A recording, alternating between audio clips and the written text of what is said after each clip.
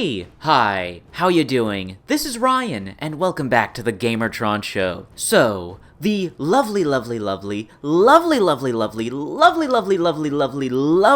Lorian Locke, VTuber, streamer, voice actress, content creator extraordinaire, whom you should absolutely follow and subscribe to on Twitter, YouTube, and Twitch, oh so very kindly gifted me Warhammer 40k Darktide for Christmas. Thank you again so much, Lori. So thanks to her, I've been able to play Darktide for myself and see what all the hubbub is about. Because beforehand, I was getting information about the game from my good friend and fellow content creator, Whizfish, who made an excellent video concerning the pretty disappointing state of Darktide at launch. It's a great video, you should absolutely watch it. I even make a cameo appearance in certain portions of the gameplay footage. Back on topic though, point being, I had heard some not so flattering things concerning Darktide, mainly concerning its technical state and the lack of content. But now, after having played the game for myself for almost 50 hours, what the fuck? How did that even happen? It sure as hell doesn't feel like I've played the game for 50 hours, Jesus Christ. Anyways, when it comes to my personal feelings and opinions concerning Darktide, they are so conflicted. You see, on one hand, I absolutely love the gameplay, love the visuals, love the audio and music. Movement and combat feel so smooth and responsive. Melee attacks and ranged weapons feel so satisfying, with so much weight and impact behind every swing and shot. When it comes to the graphics, I can't believe that this is a AA middle market indie game. The lighting, the detailed textures, the particle effects. Putting aside the absolutely awe-inspiring Warhammer 40k art style and aesthetic, the artistic craftsmanship on display here when it comes to the environments, the character models, the weapons and cosmetics, all the various assets. It's truly praiseworthy, the talent and effort behind it all. I just can't get over how absolutely gorgeous this game looks. And I can't even run this game at high settings. I'm playing it at medium settings and it looks this spectacular. Then we have the audio and the music, which is just perfection, simply perfection. Every weapon, whether it's a melee weapon making impact with the enemy or a gunshot being fired, it all sounds so powerful. The voice actors for all the playable characters and the various enemies are giving it their all, with the various screams, shouts, and battle cries. None of the actors or any of their performances feel out of place. They totally fit within the Warhammer 40k setting. But the absolute star of the show when it comes to Darktide as an overall package and product has to be the music, the soundtrack. It's incredible. Just listen to it.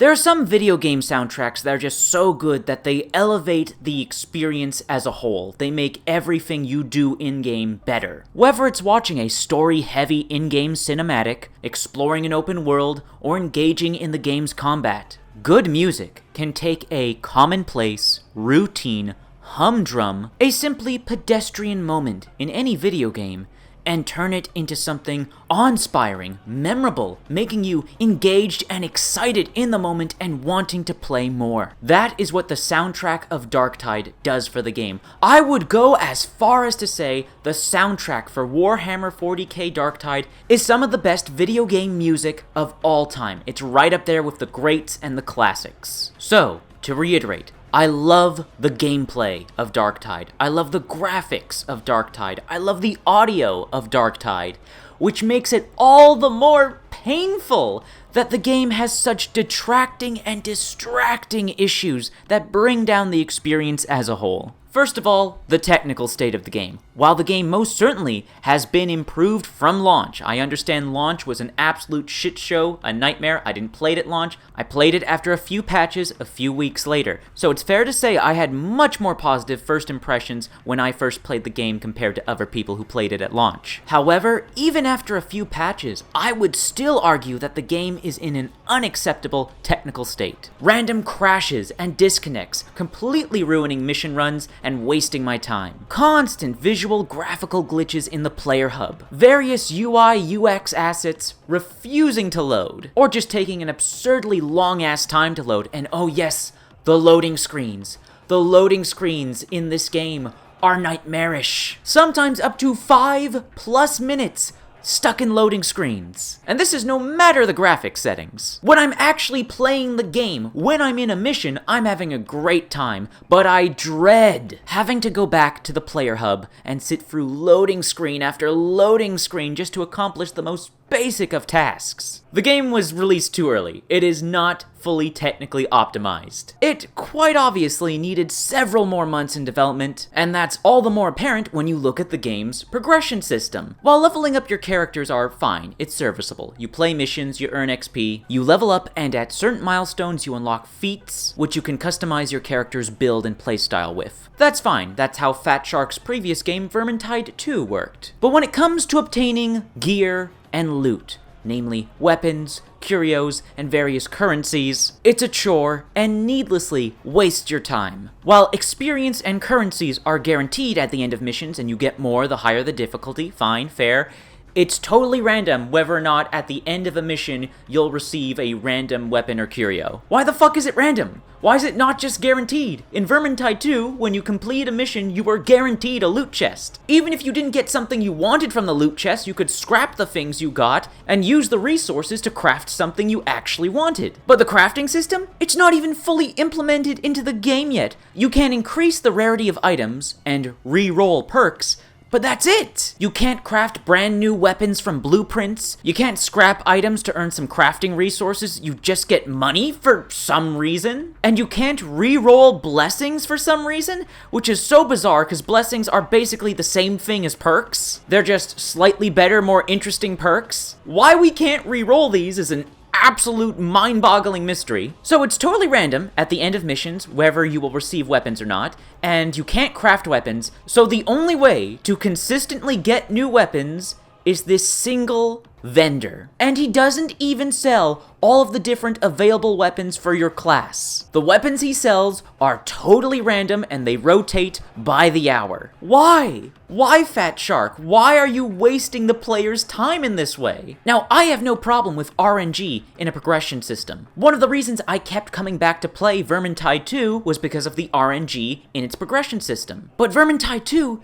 didn't solely rely on RNG. But with Darktide, loot and gear progression is complete RNG. You have a specific build or playstyle that you want to customize towards, well, you're going to have to wait hours, days, maybe even weeks before the weapons you want become available and actually have perks and blessings that you want. There is simply no reason for this progression system to be as ball-busting as it is and waste the player's time so vehemently. And what sucks the most about all of this, what's so demoralizing, is that all my issues would vanish, go away, disappear in an instant if the game just launched with a complete crafting system. The game simply launched too early. It needed more months in development. This is basically an early access game just without the early access moniker. Now, I could put up with and reconcile with the technical issues and the unfinished progression system if the game had launched with the oh so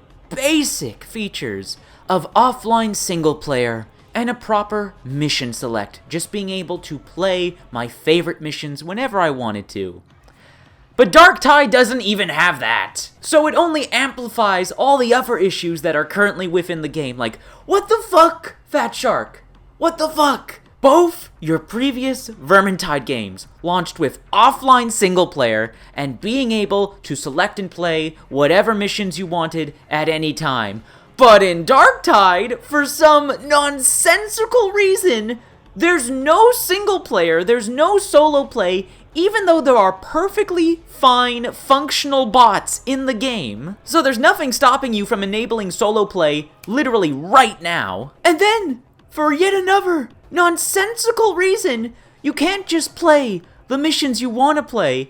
There are only a select few missions that are randomly selected and available via RNG at any given time. Fucking why? If people want to play random missions, that's what the quick play option is for. I don't get it. It doesn't make any sense. I've barely been able to experience some missions in Darktide because they're so rarely available thanks to the RNG. It's dumb. It's just so needless and pointless and wastes the player's time. It's so dumb. Finally, we have the cash shop. Now, you guys know I'm not totally against in-game monetization as long as it is fair and reasonable. Much like the cash shop found in Fat Shark's previous game, Vermintide 2. The majority of cosmetics in that cash shop you can unlock by just playing the game and completing daily and weekly challenges earning in-game currency. There are a few exclusive items that you can only purchase with real-world money, but these cosmetics are usually of a high quality, and they go on sale every so often. You can still unlock cool cosmetics to customize your character with by just playing the game, but there's some other cool cosmetics that require you to spend just a little bit of extra money if you really want them. Fair and reasonable. Then we come to Darktide. All of the in-game cosmetics outside of the shop are totally unremarkable. They are literally all just recolors of your basic outfit that you are given. Meanwhile, in the cash shop, all of the available cosmetics are cool as hell and help you truly customize your character and stand out, and they all cost real-world money. There is no way to earn these cosmetics in-game by just playing the game. And to add insult to injury, the cash shop runs smoothly, is technically sound, is not prone to all the bugs and glitches and optimization issues that the rest of the game has. Come on, Fat Shark. The blatant greed on display. Don't misunderstand me. I have no problem with Fat Shark wanting to make money and needing to make money. They are still technically an indie studio that is self-publishing. But there's a pro-consumer way and there's an anti-consumer way to monetize your game. And as the kids say, this ain't it, Chief. Seriously, it's so fucking ridiculous that the cash shop runs as smoothly as it does, yet all the other NPC vendors suffer from loading issues, bugs, and glitches. Like, what the fuck, man? It's so disappointing and heartbreaking because I know Fat Shark can do better. I've played Vermintide and Vermintide 2, and I love those games. Both of those games made it into my top 10s in my top 10 favorite games of their respective years. And Darktide, oh Darktide, if it had just released in a far better, more complete state in 2022, it would have easily made the cut as one of my top 10 favorite games of 2022. And if it had been delayed and released in 2023 in a much more better complete state, it would have easily made it as one of my top 10 favorite games of 2023. But now I, in good conscience, can't put Darktide as one of my top 10 favorite games of 2022 or 2023, even though I fucking love the gameplay, the graphics, the audio. I love the obvious passion on display for the Warhammer 40k franchise. This game is a love letter to Warhammer 40k. And as a fan of the franchise, I absolutely appreciate all of the amazing little details. Whether it be the awe-inspiring architecture of the Imperium or all the little tidbits of lore. It's clear Fat Shark loves Warhammer. They're passionate about Warhammer. And it's on full display in the game. It's just such a shame that all of Darktide's accomplishments can't be fully appreciated because of all of its shortcomings and failings that bring down the whole package and product and experience as a whole. Now, I have no doubt, within a few months, maybe even a year, that Darktide will become truly one of the best co-op first-person shooters on the market once its issues have been addressed. Once the game is in a better technical state, state is far better optimized, has an improved progression system, with a fully implemented crafting system, once a proper single player and mission select is implemented, and once the cash shop heads in a more pro-consumer direction, once all of these changes and implementations happen, which they inevitably will, Darktide will, inarguably, be one of the best co-op first-person shooters out there. It's nailed the gameplay and game feel, it's nailed the visuals and audio. It just needs to improve everything else around it. Now, I do really like and enjoy playing Darktide. I'd even go as far to argue that it is a good game, but it has some huge fucking caveats that keep it from being a great game. And that's such a shame, because it didn't need to be this way. Anyways, those are my thoughts, feelings, and opinions on Warhammer 40k Darktide. And that's the end of the video. Thank you for watching. If you did indeed like the video, then please be sure to hit the like button, leave a comment in the comment section down below, letting me know your thoughts, feelings, and opinions on Warhammer 40k Darktide. If you want to help out and support the video, then please share it on social media, Twitter, Reddit, and Facebook. And if you want to help out and support me directly, please consider making a donation via a YouTube Super Thanks, or donating via the link to my Buy Me a Coffee page in the description down below. Anyways, once again, that's been a video. Thank you for watching, and I'll see you all later.